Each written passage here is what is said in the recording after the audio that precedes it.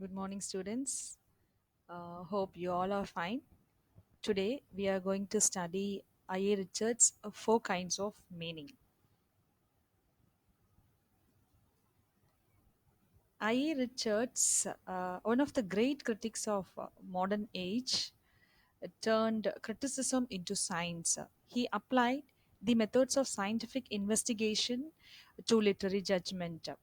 He is considered as one of the founders of modern literary criticism, better known as the New Criticism. His four kinds of meaning has played a very significant role in new criticism and modern tensional poetics, pointing to the difficulty of all reading and of arriving at a universal meaning. Richards, in his practical criticism, suggests that there are several kinds of meanings and that the total meaning is a blend of contributory meanings which are of different types. And Richards is a literary critic, a semanticist, and an educator. And his important works are Principles of Literary Criticism, Science and Poetry, Practical Criticism, The Meaning of Meaning.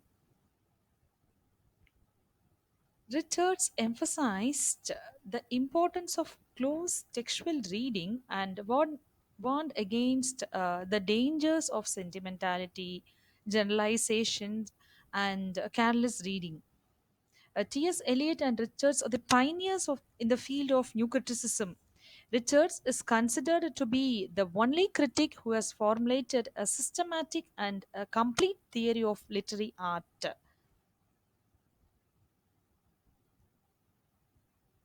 I.A. Richards was highly influential in developing a new way of reading poetry that led to the new criticism and that also influenced some forms of reader response criticism.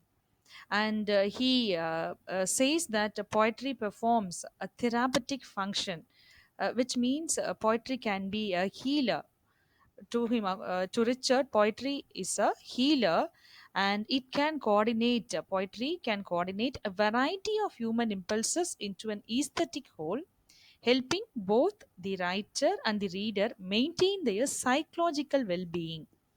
And he sought to change along with the Russian formalism, the approach to the study of literature from historical and biographical to analysis of the text itself and the intertextual comparison. And Richards, in his a study of practical criticism, distinguishes two uses of language, that is, referential language and emotive language. And in his work, the famous work, The Practical Criticism, he lays emphasis on close textual and verbal study and analysis of the work of art. And he sets three aims before him. The first one is to introduce a new kind of documentation. Second is to provide a new technique to the readers. And the third one is to prepare the way for educational methods. And further, this is the division.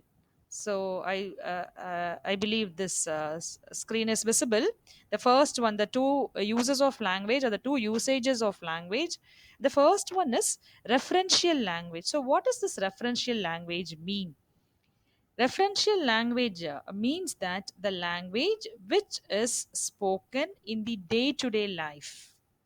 It is also applied to the language of science, where the words stand for their literal meaning. For instance, the word moon. For instance, the word moon in science stands for a natural satellite of Earth and nothing else. The word moon faithfully recalls the object, nothing else. And next is second is emotive language. So, emotive language means that language which is employed in poetry. So, language which is used in poetry. Such expressions